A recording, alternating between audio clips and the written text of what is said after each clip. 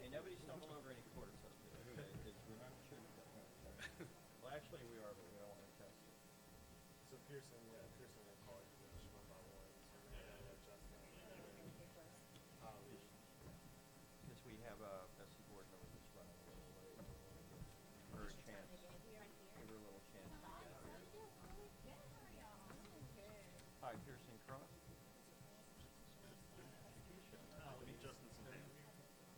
your staff? There's some cord staff.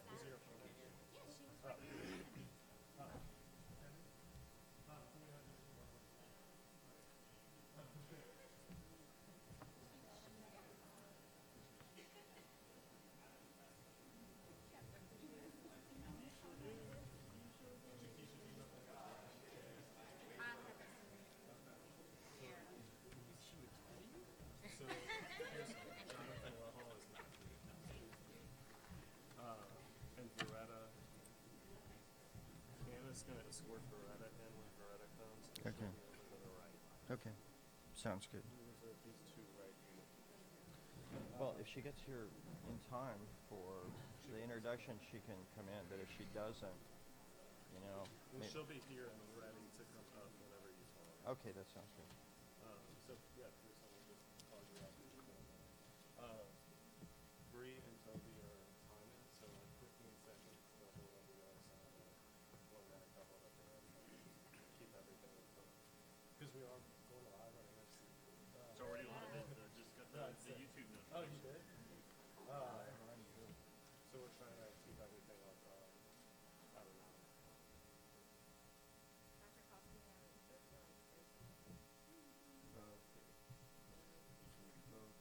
As long as I can keep the O sound, I'll be okay.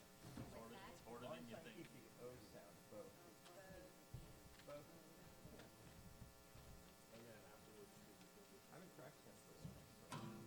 Justine sometimes. Man, if you get my last name right, I'll like this. I grew up in California. I have no problem with Italian last names. It's the Asian ones, right, that are like, give me the soap. Yeah.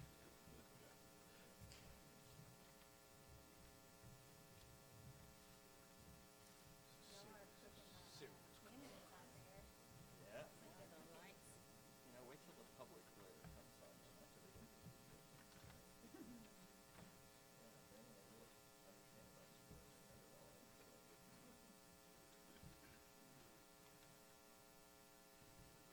they don't really understand about sports at all.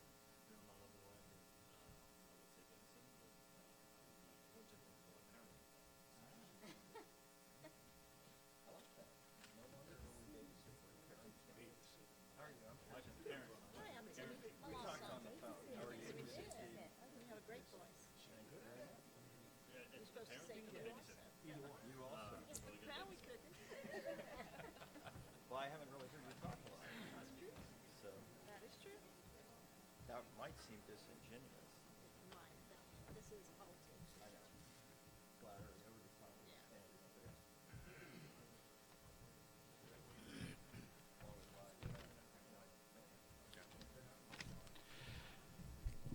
Good evening, everyone. Wow, that's extremely loud. Thank you all for being here. This event is part of the programming that One Acadiana has put on for this election season. And I'll be honest with you, I'll be very glad when this election season's over. As you've probably noticed, the ballot is going to be significantly long this election season. We have a lot of things on the ballot, not the least of which is elections for our school board. So we're very excited tonight to host this event. And we want to thank, first of all of our candidates for being with us this evening. Thank you very much for your time, and thank you for being with us. Also want to thank LePesque, the 705, and UL Lafayette's College of Liberal Arts, and, of course, Sam Oliver and the Acadiana Center for the Arts for co-sponsoring this forum with us. Thank you very much. Thank you also to AOC Community Media for recording tonight's forum so that those who couldn't be here with us are able to watch it at some other time. Now, a few quick ground rules before we start. You'll be given an opportunity to applaud the candidates at the beginning and the end of the program, but we ask for no other applause or audience feedback, that includes heckling, of any kind during the program. Please also refrain from holding up any campaign signage. Our moderator for this evening's event is Dr. Pearson Cross. I've learned recently that Dr. Cross is also a very talented musician. It kind of surprised me, and I think are you also an amateur magician on the side as well? But he's a veritable Renaissance man, a man of many talents. Dr. Cross is Associate Dean of the College of Liberal Arts and Associate Professor of Political Science at UL, where his research and teaching focuses on state and local government. He is also the host of KRVS's Bayou to Beltway program, an excellent program. If you haven't listened to it, I advise you to do so. He's also provided some tremendous guidance to us over the years in our election programming, and we're very grateful for that. So without further ado, I'm going to turn it over to Dr. Pearson Cross.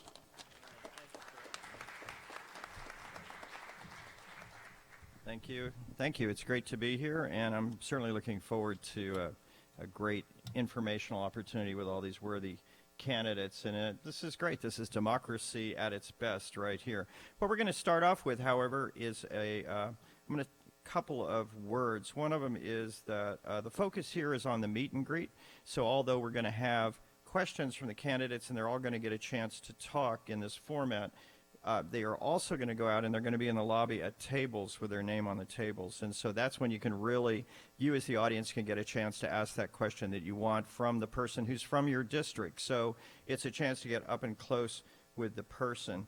Also, you may have noted that if you go to menti.com, you will be able to participate in our word cloud. I think we'll get it up in a second. There it is, our word cloud. Go to menti.com, type in that number, and you can let us know what you're thinking about the top 3 issues facing education today. Okay. With that being said, we're going to start off with statements of 1 minute each from people who are not running for office because they've already won office, and that would be, so that makes it pretty good. And that would be Mary Morrison in District 1. 1 minute. Good evening. My name is Mary Morrison. I represent District 1. I am unopposed, and I'd like to thank my constituents for having that vote of confidence in me. In District 1, I represent Austin Elementary, Westside Elementary, as well as Dussault Elementary, and Early College Academy. Very fortunate to serve on the school board. We have done a whole lot of great things, but one of the things that I always felt strong about is I felt that what we do is a community effort. And with the Love Our School initiative, we are right on target, as well as all of our community organizations that have come on board to support us in what we do. We want to hear from our teachers, our students, our parents. I love the phone calls. I love the emails. I want to answer them. We want to hear from you guys because it helps us make decisions about what's best for our school system. So again, I'd like to thank my constituents and our fellow candidates. Good luck to all of you, and thanks for having me today. Thank you. Thank you. And next we'll hear from Mr. Elroy Broussard in District 3.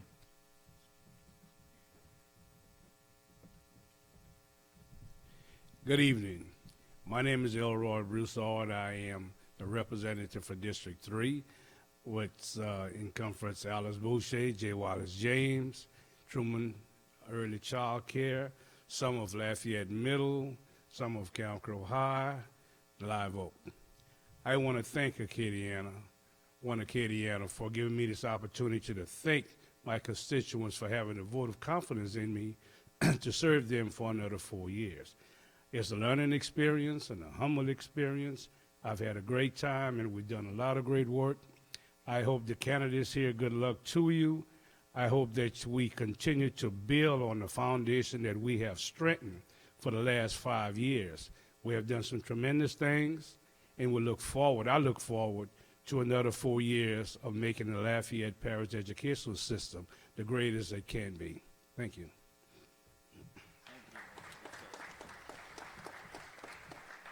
Next, we'll hear from Justin Centani, District 6.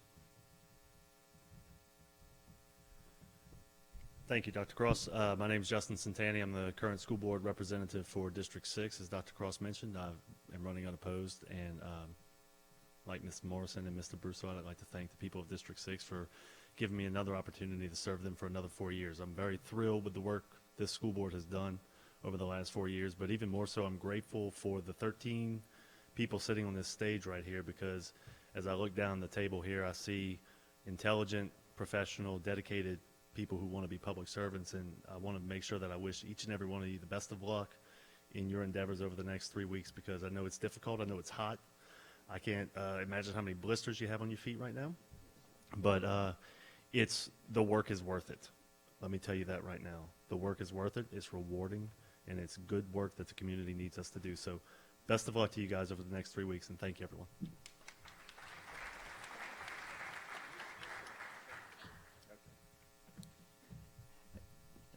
Thank you, and appreciate your service. We'd also like to recognize at this point that we do have some elected officials in the audience, and hopefully they'll hang around and answer questions, and we appreciate your service as well.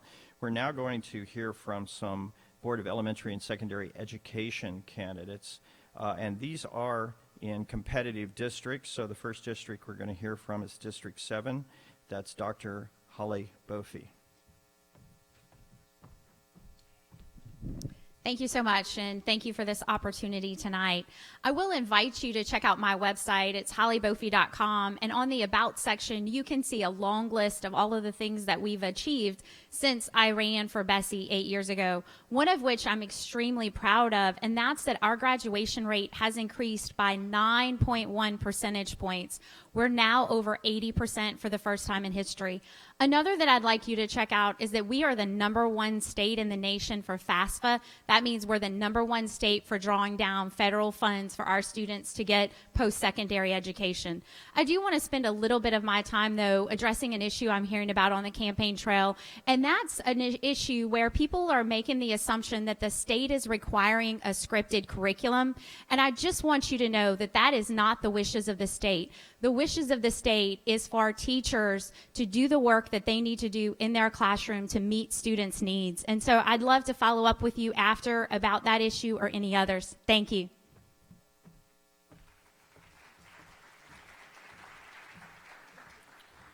And the next candidate from District 7, Bessie District, is Ms. Timmy Melanson.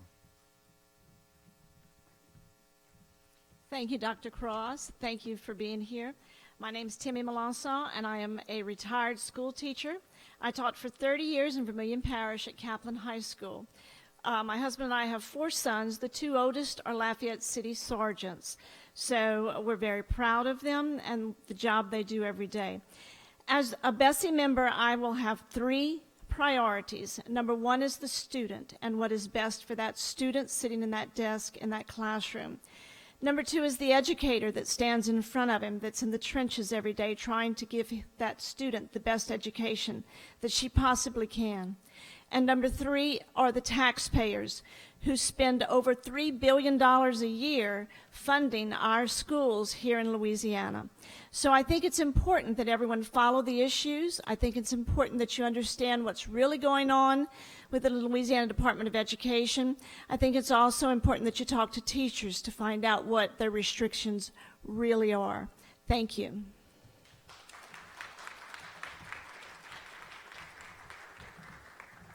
Thank you, Ms. Melanson. Next, we're going to move on to Bessie District 8, and we're going to start with Chakisha.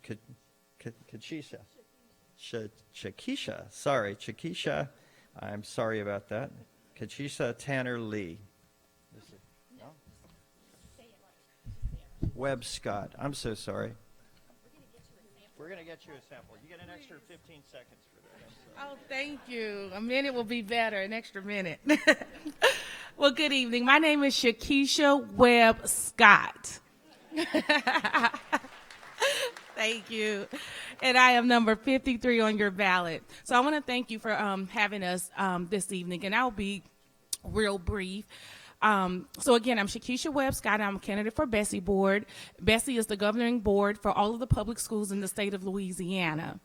For the last 5 years, I've been in the trenches doing the work with our public schools. I'm an educational leader. I'm also the founder and CEO of Impact School, which is a local community school based in Baker, Louisiana. We have done great things over the past 5 years. We've earned top gains twice in the 5-year period. We've grown tremendously, leaps and bounds. However, our kids can do so much better and move so much farther along if the policies that govern our kids were more favorable to what real life, if what we're experiencing every day in the classrooms. So the platform, three of the main things that I want to address is making sure that we have consistent standards, making sure we're able to attract and retain high quality teachers and prepare them for what's really expected in our classrooms, and making sure funding is equitable regardless of where you live in the state, whether it's rural or urban. Please find out more about my platform at scottforbessie8.com, and thank you for your time. Shakisha Webb Scott. Thank you, Chiquisha. I am so sorry that I messed up your name. Next, we're going to hear from Mr. Preston Castile. Thank you. Good evening. My name is Preston Castile. I'm a candidate for Bessie District 8 also. I'm a product of the St. Landry Parish school system, graduated from Pleasance High School. I actually spent 2 summers at UL in the Upward Bound program, which was a phenomenal program. I went on to Southern University, became an economist, worked in Washington, D.C., came back and went to law school at Tulane. For the last 25 years, I've practiced with the Taylor Porter Law Firm. I've taught law school at LSU for 8 years and at Southern University for 16 years, where I currently teach education, law, and policy. I served in 2009, appointed by the Louisiana Supreme Court as a Baton Rouge City Court judge pro tempore. And I share all those things because I believe that the education system is interconnected with so many other systems in this state. It's important that we have a comprehensive educational system, that we support our teachers, that we truly value them, paying them more. I think that we set high standards for our students because I believe that they can achieve them. My name is Preston Castile. My number is 51. I'm a candidate for Bessie, and I ask for your vote. Thank you very much. Have a good night. Also a candidate for Bessie District number 8 is Jonathan Lovell.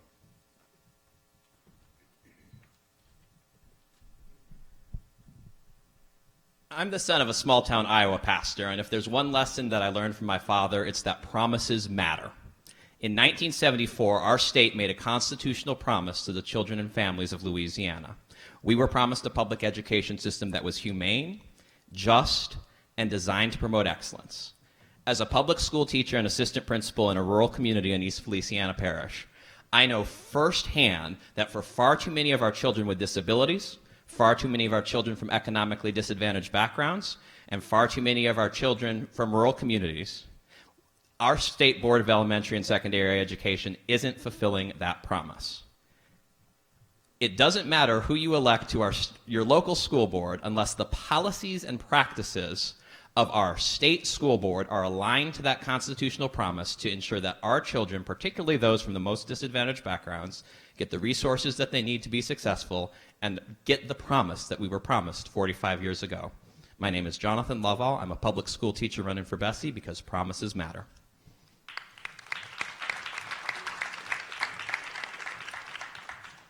Thank you. And we have a candidate from District 8, Veretta Tanner Lee. Is Ms. Lee here?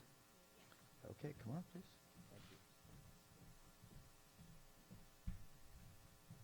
you. Good evening. My name is Veretta Tanner Lee. I was born in St. Helena and raised on a farm. Family of 10, had 3 children. I recently lost my son last month. So I have 18 grandchildren. I attended the public schools in St. Helena.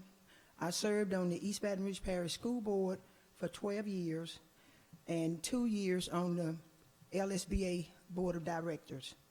I have 4 decades of education. I knew what I wanted to do when I left St. Helena in 1976 to go to Southern University and pursue a degree in elementary education. I have a master's in elementary education, a master's in supervision and administration, but I'm number 51 on the ballot, running to provide a great education for all children. Thank you.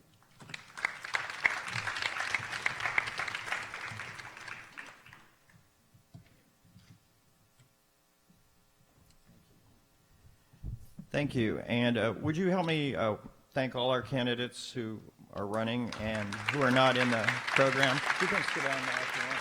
And we're going to allow them to take their seats if they would. Thank you so much. All right, we move to the part of our program where we're going to have opening statements. And so this is going to be 1 minute each. So there is a microphone on your table there, so grab the microphone and you have 1 minute. We're going to start off with Mr. Tommy Angel. Test, Mike. One waitress to the bandstand, please. No, just kidding, Dr. Cross.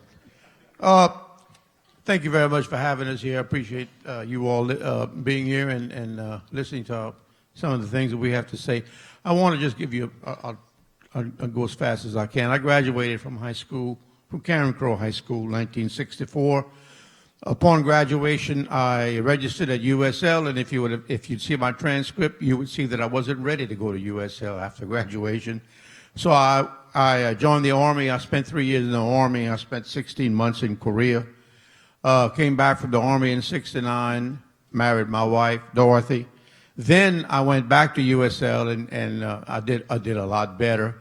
I received a bachelor's degree in education, a master's degree in supervision and administration, a plus 30, and then a specialist degree also in education. I taught at Karen Crow Middle School, was assistant principal at Austin Elementary, and left to take over the family business after about 10 years in the system. My father died, and I ran and purchased Angel Insurance Agency. Thank you very much. Thank you. And next we hear from Dr. Wendy Baudouin. Good evening, and thank you for inviting us to speak here. My name is Dr. Wendy Baudouin. I'm running for the Lafayette Parish School System District 2 seat. I'm running as a lifelong resident of District 2.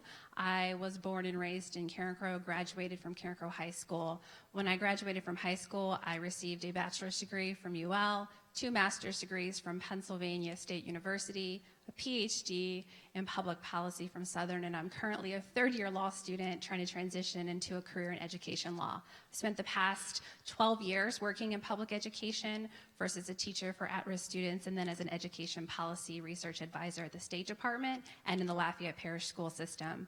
I'm running to make a difference in my community. I've seen the business and population growth in my community, and I haven't seen the school population and the school facility growth keep pace. As a school board member, I hope to improve community outreach, improve school facilities in my community, and hope for better equitable opportunities for all of the students in my community and in the Lafayette Parish School System. Thank you. Next we'll hear from Ms. Breyone Carter.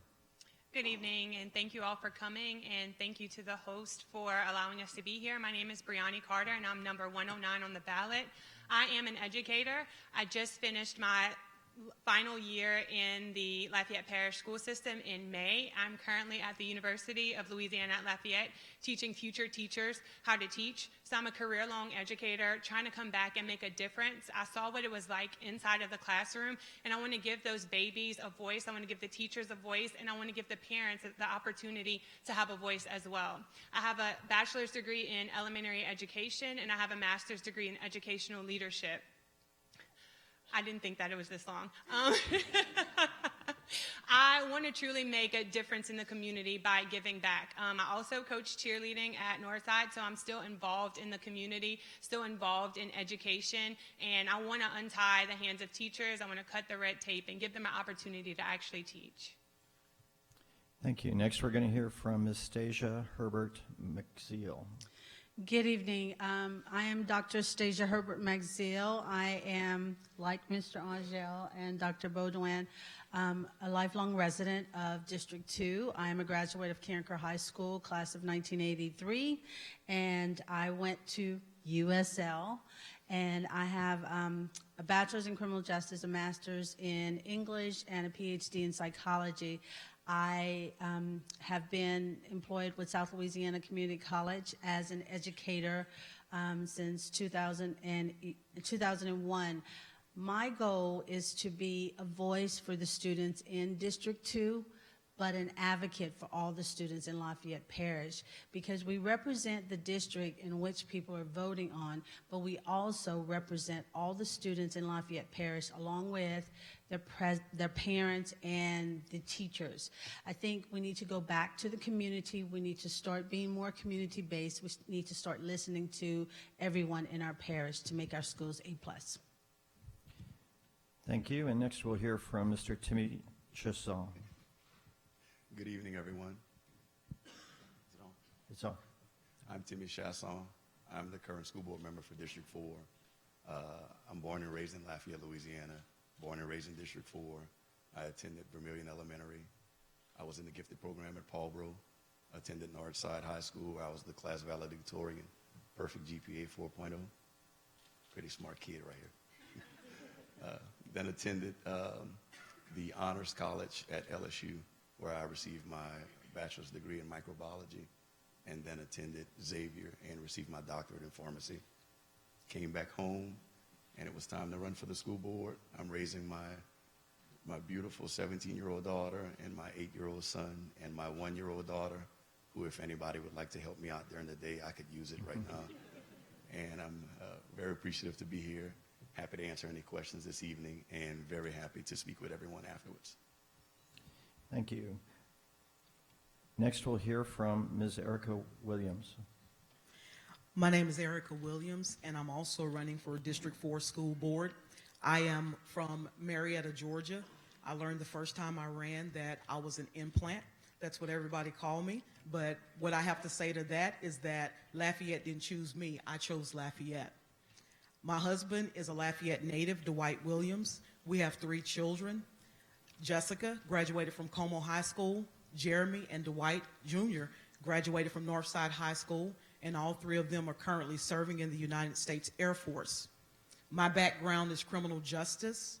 I have a bachelor's degree in criminal justice. I have a master's degree in public administration, and I'm pursuing a PhD in public policy management and leadership. I currently work at the University of Louisiana at Lafayette, and I teach incoming freshmen University 100 courses, theme-based courses, enjoying that.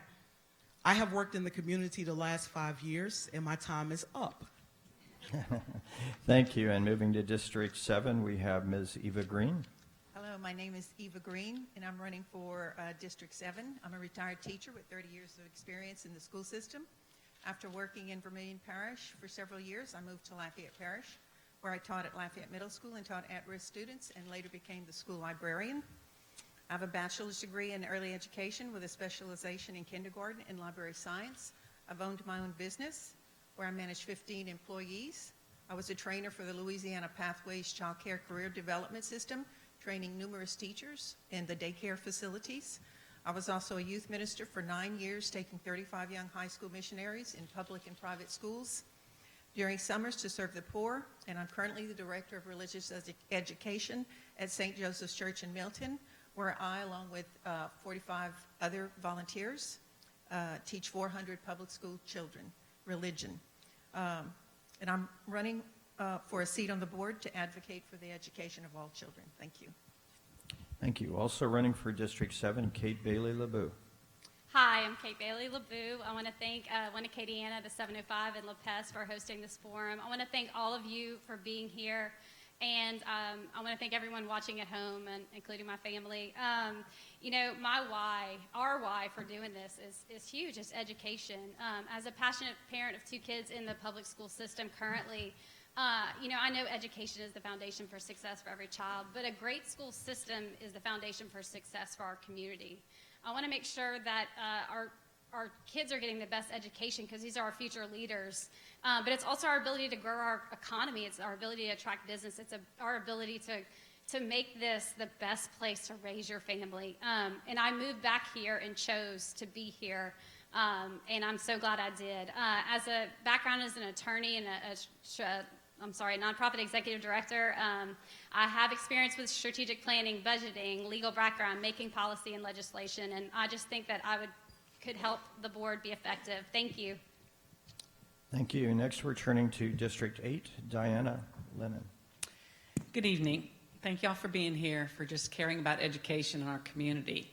My name is Diana Lennon, and I'm running because I'm an experienced candidate. I'm experienced in life, in business ownership, in career, and in volunteering. I enjoy helping others and giving back.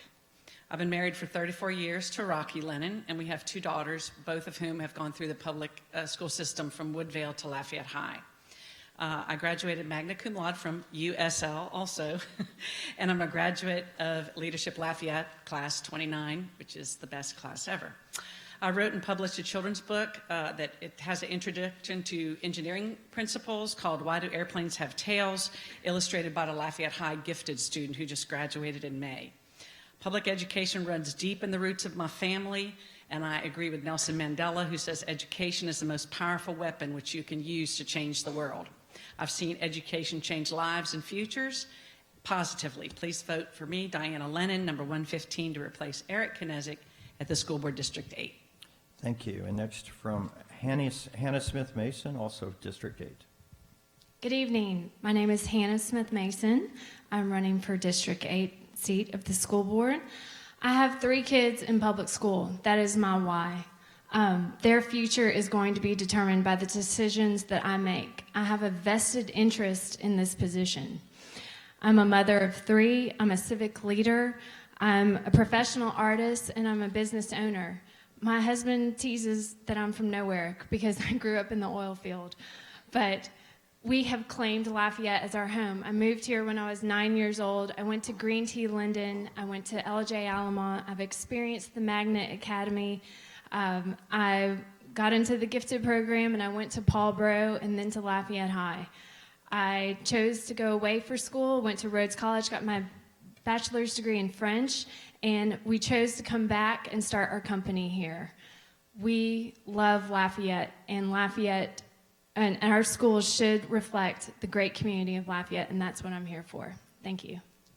Thank you. And next we have the candidates for District 9, starting with Dr. Don Aguillard.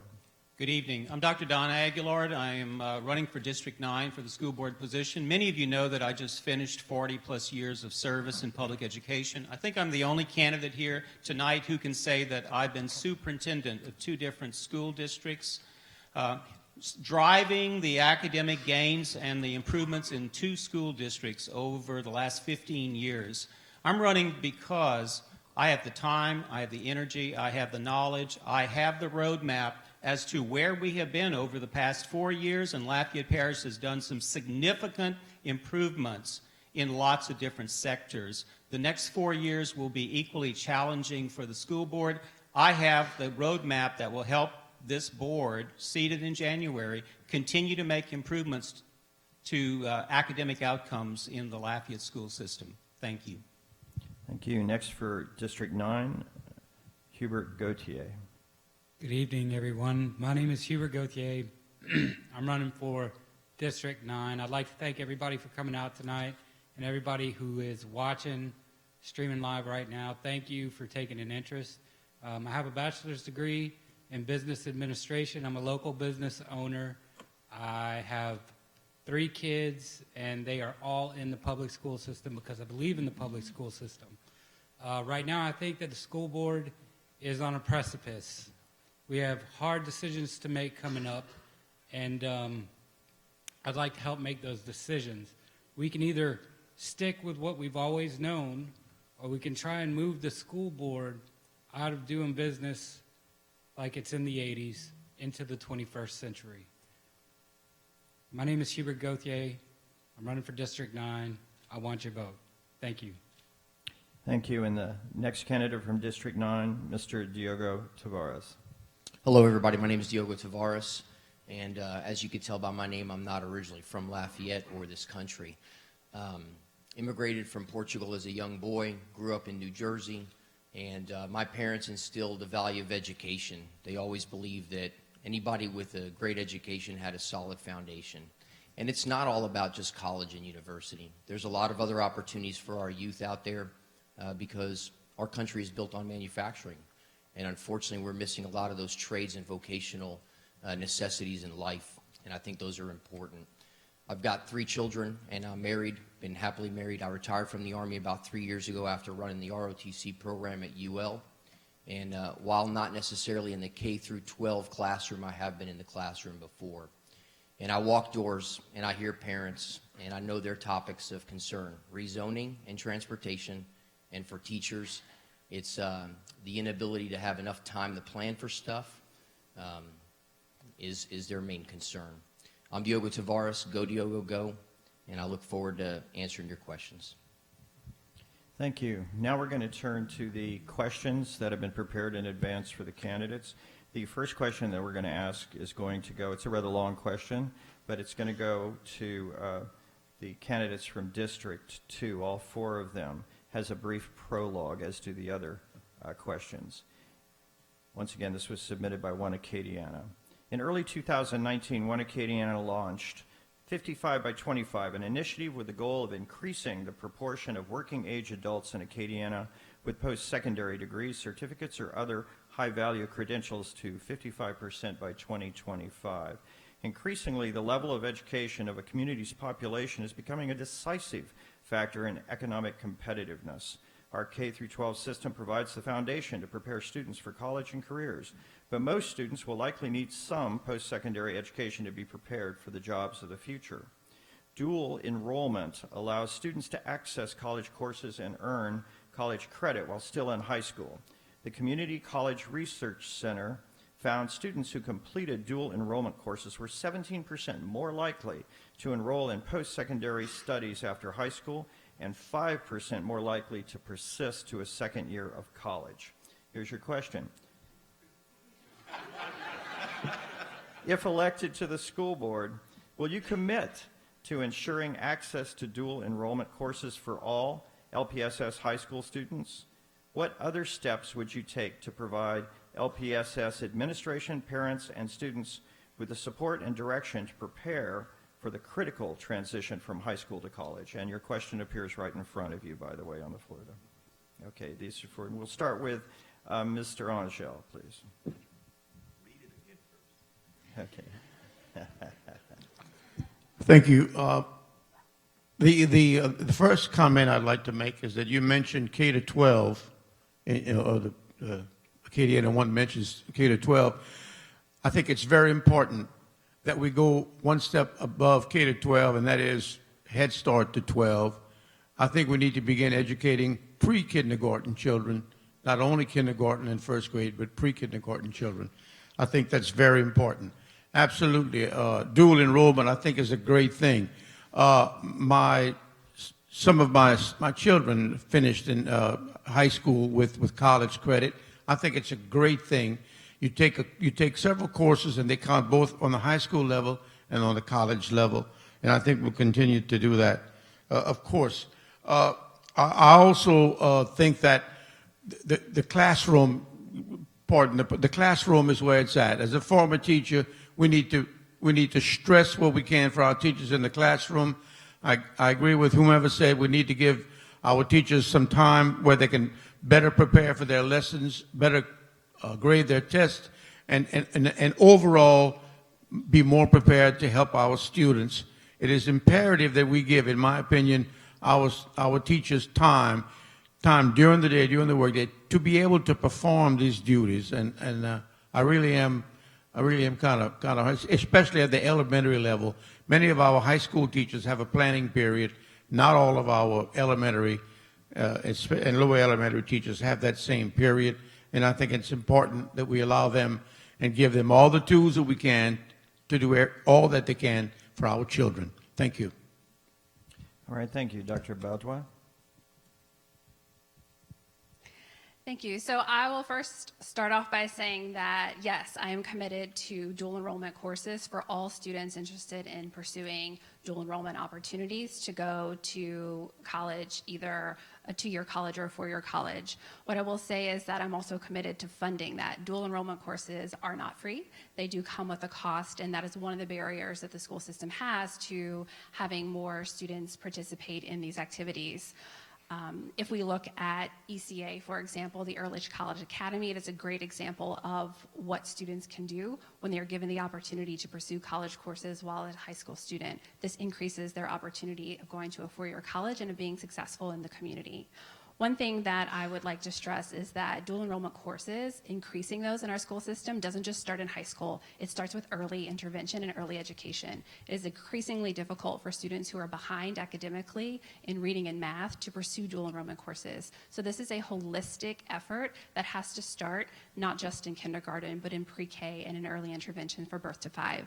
The second thing that I want to emphasize for dual enrollment courses is that the school system, while recognizing it is important to give every student the opportunity to go to college if they choose to, particularly in District 2, I live in a predominantly blue-collar community where approximately 40% of students pursue post-secondary education.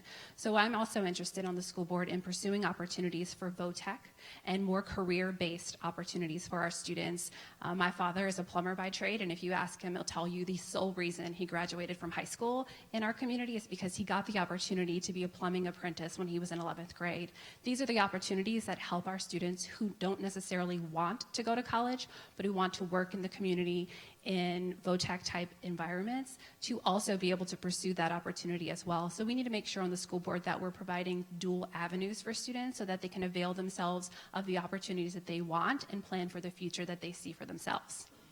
Thank you, Ms. Beaudoin. Next, Ms. Carter. I do agree with dual enrollment courses being very important tools for students to use. However, the budget is like the first thing that came to my mind. So if one Acadiana can commit to giving us some grants, that would be great. I just have a concern in the sense of the children, like who gets these funding, like who gets this funding? Because the children getting the dual enrollment fundings are typically going to be the children who already have a lot of educational opportunities. And so I wouldn't want to overlook the children who, as Dr. Beaudoin said, want to go into the technical field and want to go an alternate route outside of post-secondary education.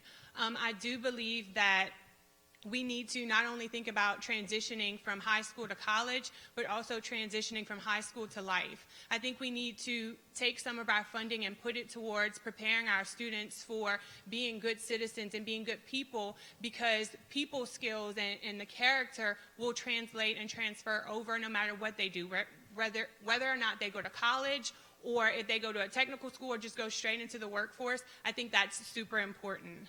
I also believe that the children that are going to receive the coursework, the teachers can write the grants as well. I mentioned grants before. Having teachers work together, form a task force to find some federal funding and write some grants in order to get the funds so that the school system doesn't have to tap into so much of the budget, some of which may not be there. And that's all I have on that question. Thank you. I don't want to ramble. Thank you. I would commit to continuing access to dual enrollment courses. As a matter of fact, my daughter is in one at Lafayette High, and I cringed when she told me that one of the students opted out of participating, and I'm like, why would you do that? But for whatever reason, I think that, as so many of my colleagues have said, we need to focus on not just the students who are planning to go to a UL, a four-year institution.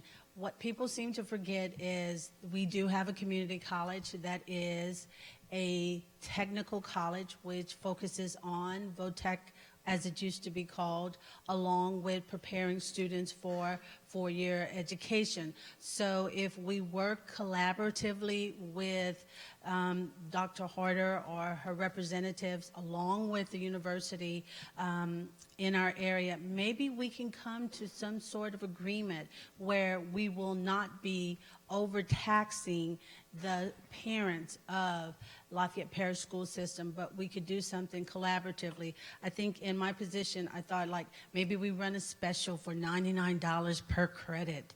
You know, I never told that to my chancellor, but that was my idea, so that we could utilize that. But we also, too, we have hidden jewels in our school system. We have a lot of teachers with master's degrees in areas that we could tap into, and those students could actually get those credits right there at the high schools without having to leave that campus and go to an SLCC or a UL or LSUE. So we have to focus on finding ways.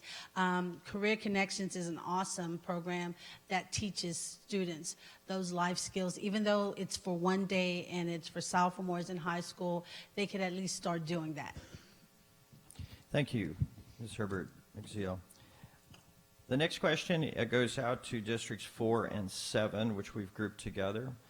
This is a question that's submitted by the 705 organization, and it also starts with a prologue, and the question's at the end. So, the 705 is a professional organization for the rising leaders of Acadiana with a mission to, quote, develop our community and members personally, professionally, and civically.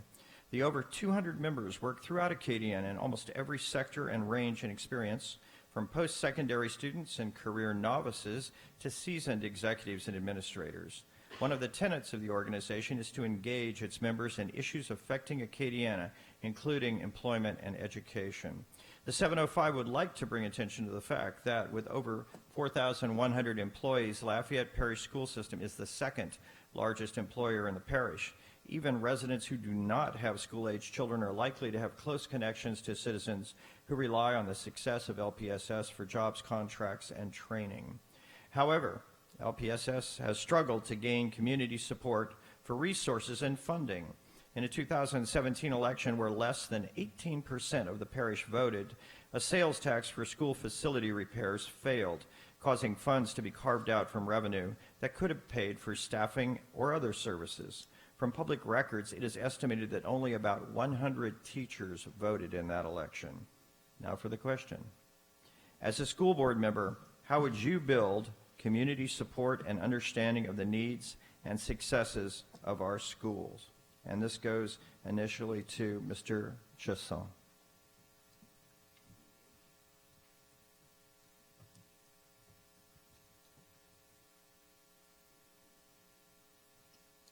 How would you build community support and understanding of the needs?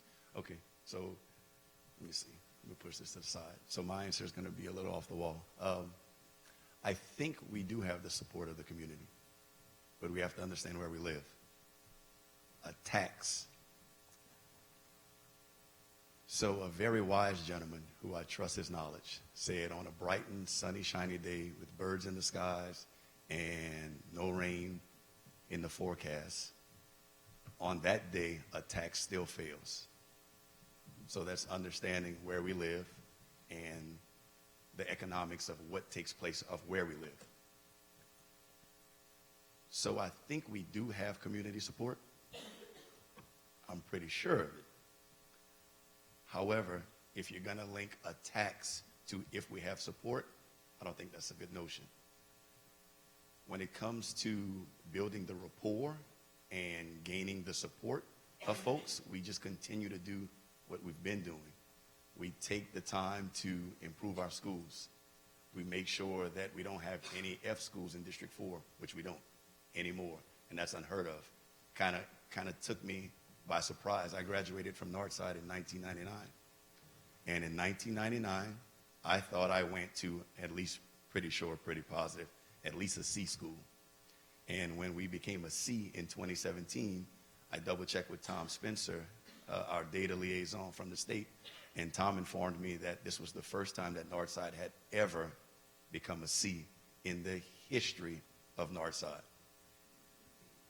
Now, am I happy with that? No. Because at this point, it just tells me we're finally making it there, and now we need to push it to a B. It's also great to applaud the efforts taking place, just like Alice Boucher had never been a C, became a C at that point in 2017. But to say we don't have the support, I think we actually do. Thank you. Thank you. Ms. Williams? I think that when we're talking about a tax for the community, the very first thing that we need vision and buy-in from the internal shareholders. We actually need the buy-in from our teachers, from our staff, and if that buy-in is internally first, then I think that we can go out publicly with it. My thing is that we have to restore trust. When I was out walking and talking to people about the tax, the biggest thing was there was no trust. There was no trust that the funds were going to be used in the proper manner. And I heard that a lot. And that was over several different districts. I think that we have to have a transparent government. I think that in order for us to really gain the trust of the people, that we have to have a sunset tax if there was ever a tax introduced. It has to be a sunset tax, and we have to do what we say we're going to do. I think that as far as the teachers showing up, teachers have to be vested in the plan, but the plan has to be properly disseminated so that they can understand exactly what's going on and what needs to be done. But it was a very controversial situation.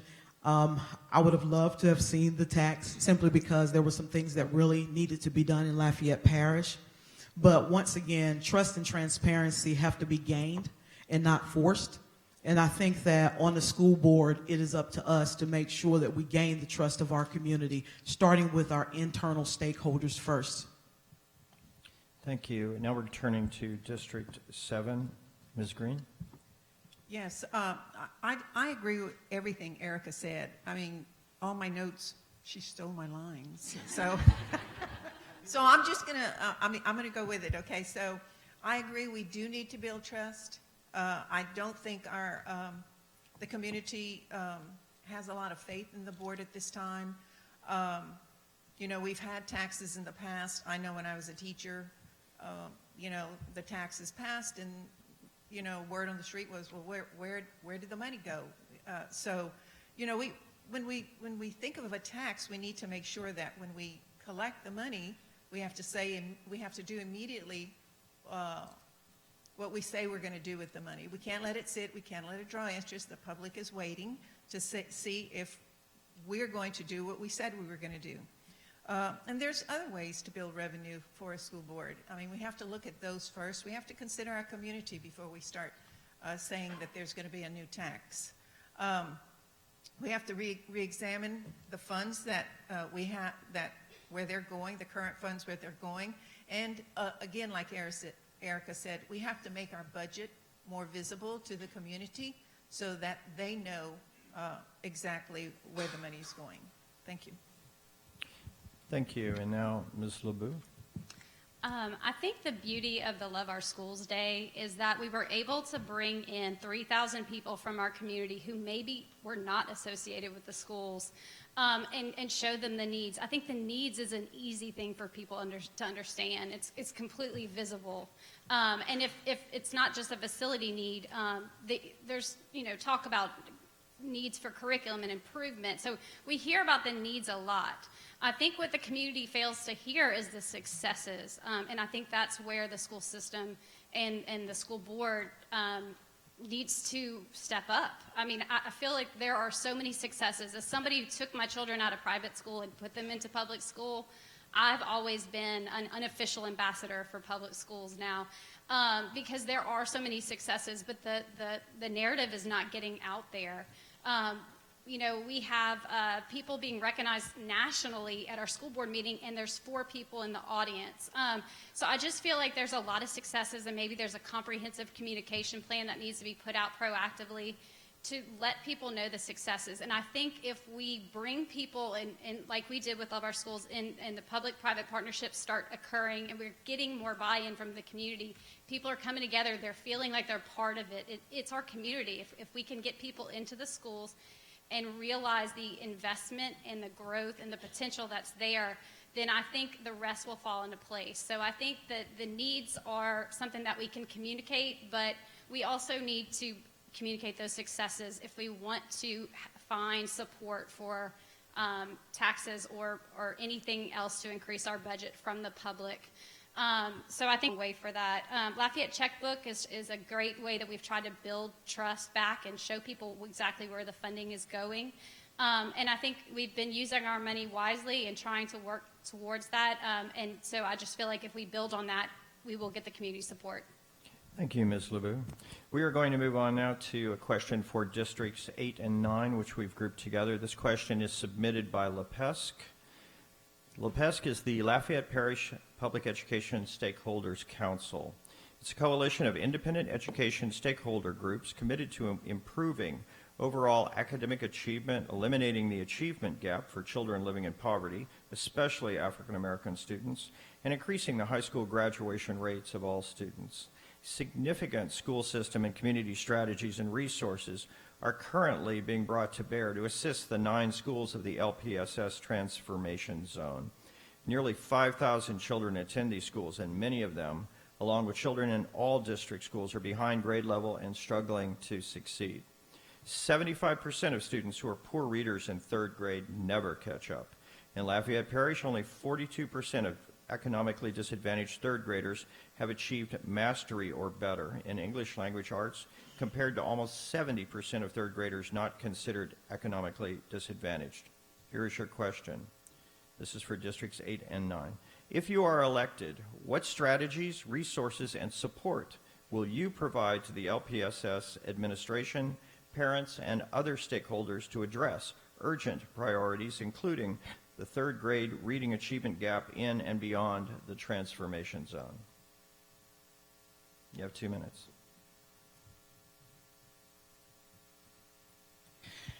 Okay, my strategies are really kind of following what the board has been doing as far as pre-K readiness, having kids ready when they go into kindergarten, because really that's where it all starts. If they are not ready before they go to kindergarten, they're going to end up failing eventually in school. Having those benchmarks at each level, 4th grade, knowing how to read on grade level, having English and math skills is also crucial for them to go on and be successful in their school career.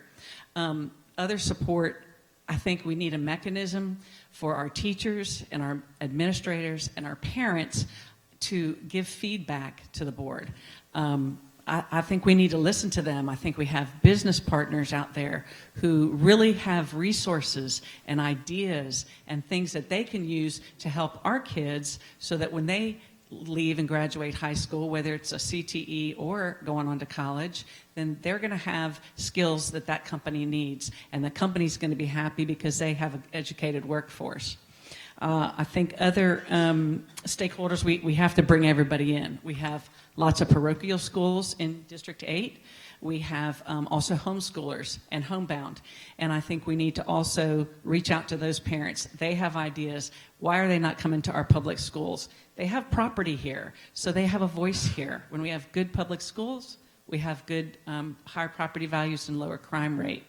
And the other part, the 3rd grade reading achievement gap and beyond, getting these kids ready before they ever get into school through programs like On Track by 5. Businesses don't even know they can make a $5,000 donation to this program and help these kids before they ever get to kindergarten. Reading on grade level programs like Fast Forward also have been shown to narrow the achievement gap. Thank you. Thank you, Ms. Lennon. Ms. Mason? Thank you. When I am elected, we do have some strategies that are in place that are closing the achievement gap. Already at Alice Boucher and J.W. Falk, there has been great improvement with smaller class sizes, with master teachers aiding our current teachers. Those strategies will really help close that gap. Also, personally at Woodvale Elementary, some of my friends have been volunteering in the kindergarten classes, helping those students who are struggling to read. So they go in and they sit with the students and they read to these children who may not be getting that kind of attention at home due to economic situations, not because parents don't care, it's because they do not have the time to sit with their children. They're working 2 or 3 jobs to make ends meet. There is a huge community effort underway to improve our schools, and we do have organizations like Love Our Schools who are finding the people and the resources to aid the holes that we can't fill just with the budget that we have right now for the Lafayette Parish School System. I personally know other businesses and business leaders in this community who keep asking, what can we do? What can we do to help you? There is so much potential for Lafayette. I'm so excited to get into the office and find these ways that we can all work together, even if it's just the one-on-one volunteer in a classroom. I know that, okay, we're almost done. Okay, so for the third grade reading achievement gap, yes, they're in the transformation zone, continuing to do the methods that we've already done with the smaller classes and the master teachers aiding those teachers. Our teachers need more help in the classroom, and that is my main focus as a school board member. Thank you. Thank you, Ms. Mason. Turning to School Board District 9, we start with Dr. Aguillard. Thank you. I've been on the ground over the past 4 years trying to understand how and what resources need to bear to impact academically what we now call the transformation zone. We brought in the transformation officer a couple of years ago, Ms. Irma Trosclair. She was working with 3 elementary schools. We realized very early on we needed to expand to middle schools and high schools, wherein the transformation zone evolved into 9 schools, primarily on the north side of town.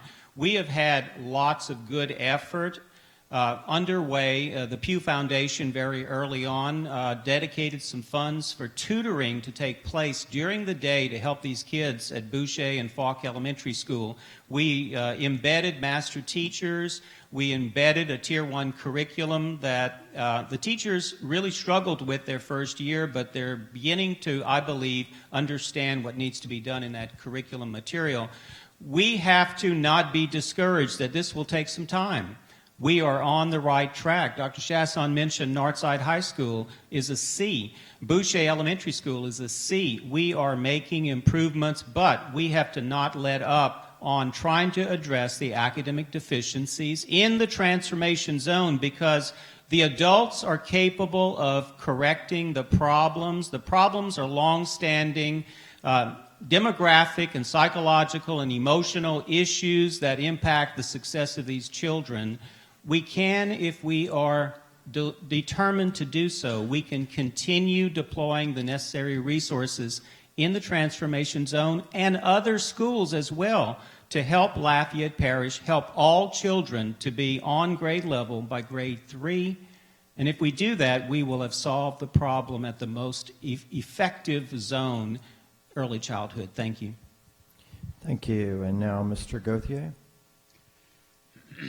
I happen to think this is a pretty complicated question. The statistics are, I won't say they're a little off, but they're a little skewed, because you can't judge by a poverty level whether or not third graders are learning. My point is that these kids, you have to be able to isolate what the problem is, and that could be emotional, it could be cultural, it could be family problems. It could just be that they have a learning disability. So when you lump them together like that and say, you know, they're all low income, it kind of throws me for a loop, because we have like 64% of our students who are low income and they perform.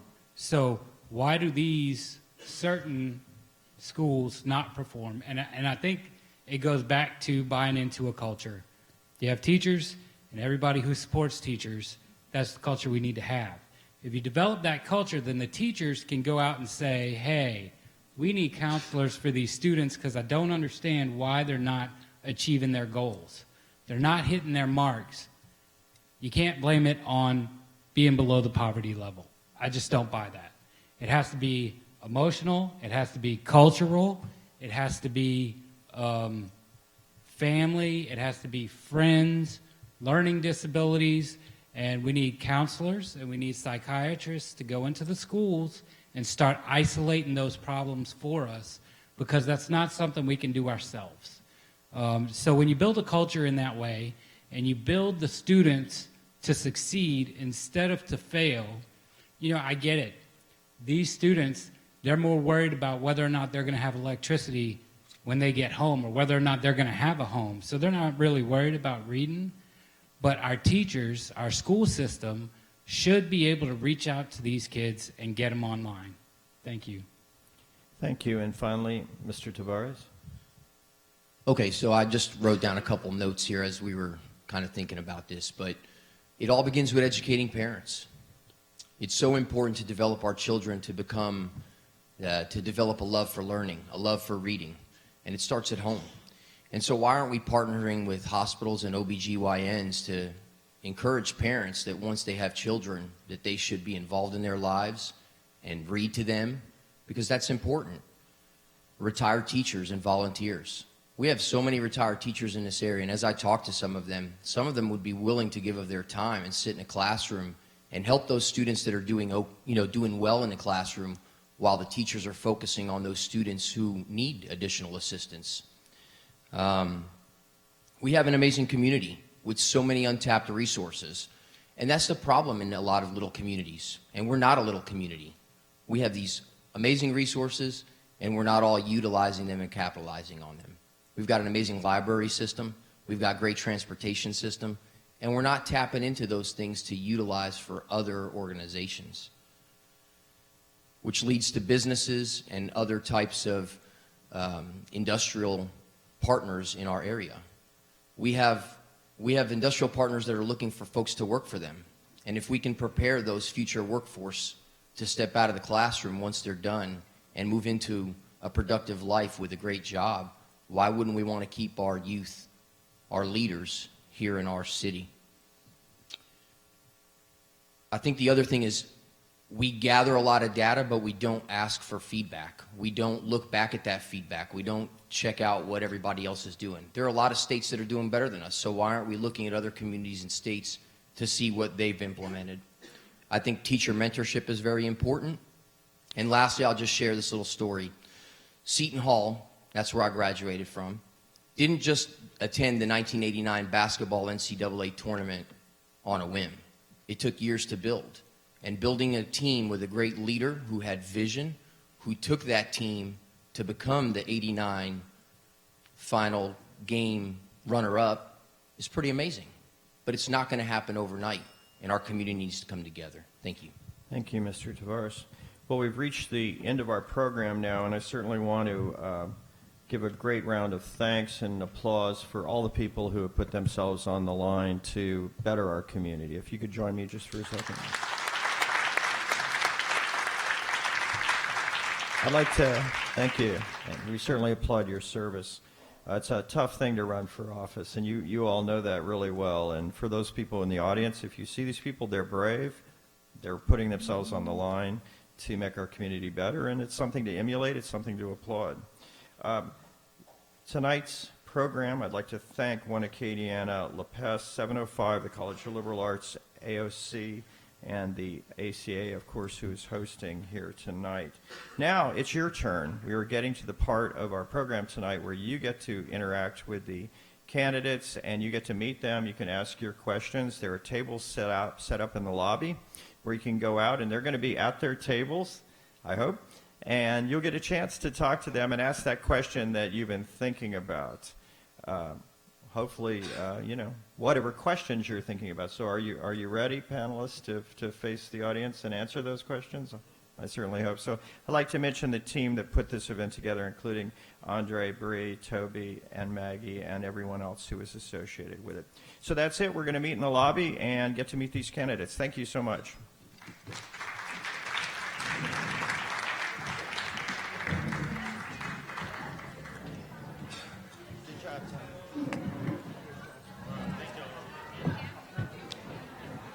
We're trying to cover a lot.